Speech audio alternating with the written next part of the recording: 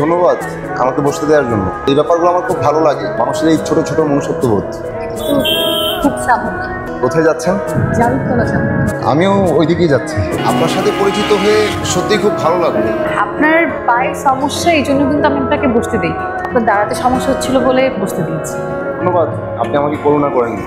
আপনি খুব সুন্দর করে কথা বলেন। কোথায় চাকরি করেন? একটা বিদেশি এনজিওতে। আপনি কি করেন? জব করতাম, অ্যাক্সিডেন্টে পায়ের সমস্যা হলো, চাকরিটা টেকাতে পারলাম। আচ্ছা, আমার না এদিকটাতে যেতে হবে। আপনার সাথে পরিচয় হয়ে খুব ভালো লাগলো। আমি আসি তাহলে, আপনি ভালো থাকার চেষ্টা করবেন।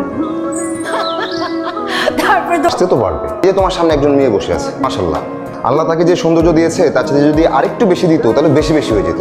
তোমার হাসিটা না একটু বেশি বেশি হয়ে যাচ্ছে। পাগল খুঁজতে আসছে না? আমাদের বাসায় কিন্তু একটা পাগলই আছে, তুমি ওর জন্য একটু ওষুধের ব্যবস্থা করো। সাথে যে ভালো লাগবে। আপনার সাথে এভাবে দেখা হয়ে যাবে বুঝিনি। আপনি এখানে? ওনার সাথে আমার বাজারে পরিচয়। আমি কি করি এটা শুনে উনি খুব আগ্রহী হলেন, বললেন ওনার বাসায় আসতে। কিন্তু আপনি এখানে? উনি তো আমার ছোট খালা, মা মারা যাওয়ার পর থেকে ওনার সাথে আছে।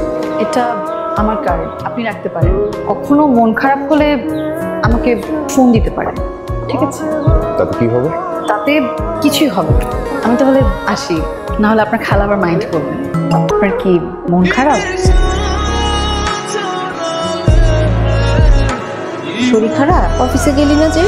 শরীর খারাপ না, অফিস থেকে একটু ছুটি নিলাম, রান্না করবো তো তাই। সত্যি আপু, তুমি রান্না করবে? তুমি রান্না করবে কেন? একজনের জন্য খাবার নিব তাই। এসে ছেলে না মেয়ে? ছেলে। কেন না, আমার ছেলের জন্য কি আমি খাবার নিতে পারি না? আমার খুব ইচ্ছে হয়েছে তাকে একবেলা রান্না করে খাওয়া। সব ইচ্ছে পূরণ করতে নেই রান্না, সামান্য একটু অনুভূতি, তাকে একবেলা রান্না করে খাওয়া। তার প্রতি আমার খুব মায়া হয়। তুই তো প্রেমে করেছিস রানু, কি ভয়ানক ব্যাপার। কবিরের কি হবে তাহলে? আমার মনে হয় আমার শোকে শোকাহত হয়ে সে বনবাসে চলে যেতে পারে। আমার মনে হচ্ছে আমি স্বপ্ন দেখছি। আপনি আমার জন্য রান্না করে আনলেন, তো আমার কাছে খুবই অবিশ্বাস্য লাগছে।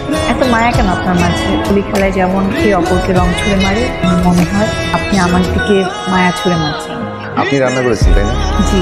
তো কালকে যখন আপনি বললেন আপনার আমার সাথে দেখা করতে ইচ্ছে হচ্ছে, তখনই সিদ্ধান্ত নিয়েছি যে আজ ছুটি নেব, রান্না করব। আমি যে এত ভাগ্য নিয়ে জন্মেছি আমি জানতাম না। কেমন হচ্ছে? খুব ভালো, খুব সুন্দর।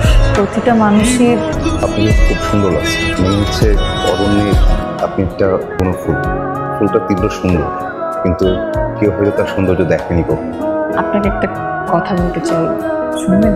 অবশ্যই শুনবো, বলুন। এই গুণফুল একটা ফুলদানি চাই। নিজের অজান্তেই কখন আপনাকে ভালোবেসে ফেলেছি আমি বুঝতে পারিনি। আপনি কি এই গুণফুলের ফুলদানি হবেন ইমতিয়াজ সাহেব? আমার পাকা ঠিক। শুনলাম ছেলেটা নাকি লুলা। মা প্লিজ এরকম অশোভন কথা বলবে না। আজকে যদি অ্যাক্সিডেন্ট করে আমার পায়ে সমস্যা হতো আর মানুষজন আমাকে লুলা বলতো, তো তোমার কেমন লাগতো? তোর একটা ভবিষ্যৎ আছে না মা? যখন চাকরিতে ঢুকলাম তখন তো একবারও জিজ্ঞেস করোনি কোথায় চাকরি করছি, কেন চাকরি করছি। এখন একটা ছেলেকে ভালোবাসলাম, এখন তোমাদের কত প্রশ্ন। তাছাড়া তোমার সাথে তুমি কোনো কিছু লুকাইনি। কবিরকে ছেড়ে যদি তুই ওই লুলা ছেলেটাকে বিয়ে করিস তাহলে বলে রাখলাম আমার বড়া মুখ দেখবি তুই। ভালো লাগছে তোমার? খুব ভালো লাগছে। আজকে কি বার মনে আছে? মঙ্গলবার, আমাদের কবিতা দিবস। আজকের দিনটা কিন্তু ভালোবেসে কবিতা বলার দিন। তোমাকে মনে হয় যেন সবুজের দেশে এক অরণ্য প্রিয়া, যেন সকালে উড়ে এলে বহু দূর থেকে কি যে সুখে এই দিকে। আচ্ছা বাদাম খাবে? বাদামের খোসা ছাড়াতে ছাড়াতে কথা বলবো আর আমি তোমার কথা মুগ্ধ হয়ে শুনবো। তুমি এক কাজ করো, এই ক্রাচটা রেখে দাও, তুমি আমার হাত ধরে হাঁটো। আমি থাকতে এই লাঠির উপর তো ভরসা কিসে? পারবে? হ্যাঁ বাসি তো। পৃথিবীর কোনো দেশে কোনো নদী হয়তো এত সহজে বয়ে যায় না। বুঝিয়ে দাও। মানে হলো তুমি এত অল্প সময়ে আমাকে এত কাছের করে নিয়েছো, তা হয়তো অন্য কেউ আর পারতো না। আচ্ছা তুমি কখনো প্রেম করোনি? করেছি তো, গভীর রাতে, তপ্ত রোদে, কনকনে শীতে, কল্পনাতে। তখনকার প্রেম আর এখনকার প্রেম কি এক? না, এখনকার প্রেম তো অনেক বেশি মোহময়। মনে হচ্ছে জলের ভিতর জল ভাসালাম, মনের ভিতর নেই। কেন এত দারুণ বল? শুধুই অকারণ?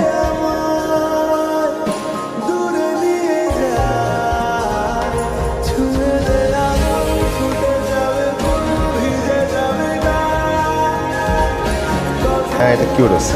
আপা, আপনার জামাই কি ছোটবেলা থেকে ল্যাংড়া নাকি? কত সুন্দর মাইয়া, আমার এটা তো ল্যাংরা। কথাটা কে বলছে? কে বলছে কথাটা? আরেকবার বলেন।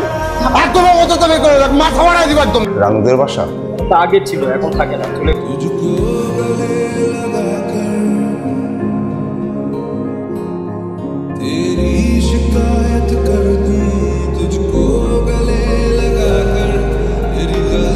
ইমতিয়াজ, তোর চিঠি আসছে দেখ। যা পাবো তার নাম কষ্ট। ভালো থেকো প্লিজ, ভালো থেকো। কাকে চাই? এটা আহমেদ ইমতিয়াজের বাসা না? জি, আপনি কে বলছেন? আমার নাম রানু। ইমতিয়াজ আমার পরিচিত। আপনি তাহলে রানু, আপনার কথা অনেক শুনেছি। আপনি কে? আমি ইমতিয়াজের ওয়াইফ, আর ইমতিয়াজ একটু বাইরে গিয়েছে, ওর আসতে কয়েকদিন সময় লাগবে। আপনি কয়েকদিন পরে আসেন। জি। আগে কলিং বেলে শব্দ শুনলাম না, আসছিল। রানু, সুরমা আপা বললো তুমি চলে যাচ্ছ, আমার সাথে দেখা করলে না যে? আপনার ওয়াইফের সাথে দেখা হয়েছে। আমি তো বিয়ে করিনি। সুরমা আপা তোমাকে কি বলেছে? বললো আপনার বিয়ে হয়েছে। সে চায় না আমাদের দেখা হোক, তুমি চাও না?